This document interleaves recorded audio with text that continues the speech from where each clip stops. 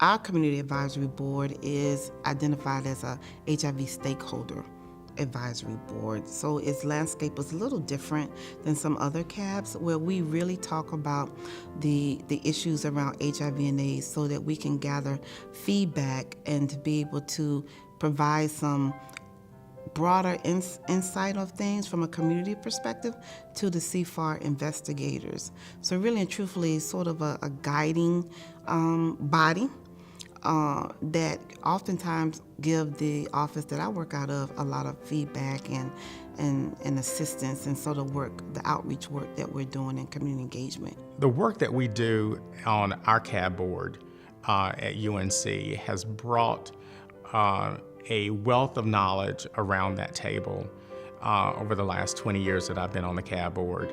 And just the scientific engagement and awareness of community outreach and support that we're seeing from the community has been amazing, because I've told them that, what do you want us to do? They want to see what's being done in the research community. The former name was called CODE, which stood for Community Outreach, Dissemination, and Education. And one of my objectives in joining the CFAR was to sort of change some of the scope of this office, which is designed to sort of carry out a lot of the outreach activities of the CFAR.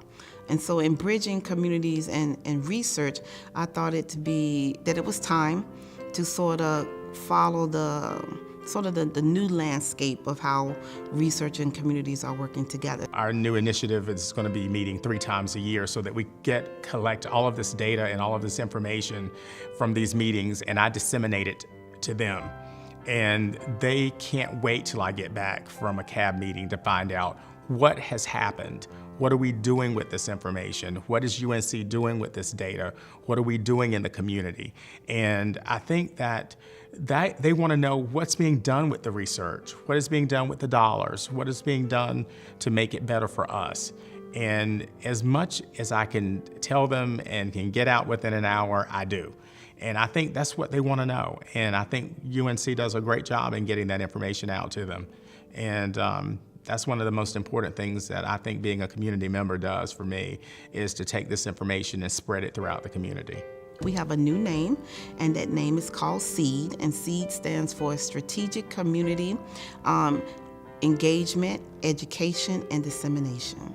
And so we're strategic because we're going to really be intentional about the work that we're doing so that we can sort of capture it in a way that is truly effective, so that we can provide some blueprint of how other investigators can work with communities and see that we're really trying to build a true, robust, and sustainable relationship with our community partners.